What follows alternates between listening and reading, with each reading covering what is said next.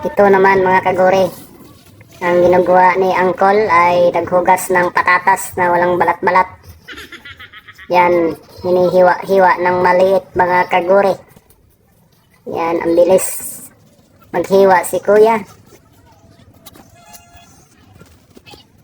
Yan, naghiwa siya ng gulay. Hinugasan muna niya. Ito'y panoorin natin to palagi, yung mga gawa ng pagkain ng Indiano, mga kagore. Hinihimas-himas na mga kagore. Lagyan ng harina. Yan. Yun na. Himay-himay na mga kagore. Tingnan nyo mga kagore.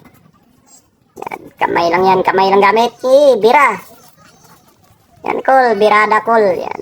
Niluto na mga kagore. Nilagay na sa kawali. Yan. Medyo may di kumot-kumot niya mga kagore na hinihimay-himay niya yan. Masarap yan. Kasi nakalagay yan sa mantikang kumukulo. Yan. Antayin natin nung maluto kung anong forma ng mga kagore.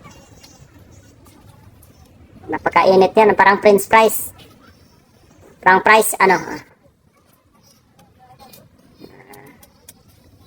maluto mga kagore, templado templado, price pala mga kagore yan, price ang ano niya, niluluto niya mga kagore, tingnan mo, yan, yun ano na siya, may halo na siya,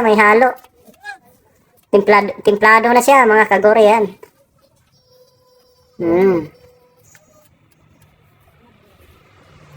Malupit talaga magluto yung mga Indiano mga kagore. Ito, nilagyan ng asin. Marami ng mga customer. Nilagyan ng parang celery nga giniling. Tapos mayroong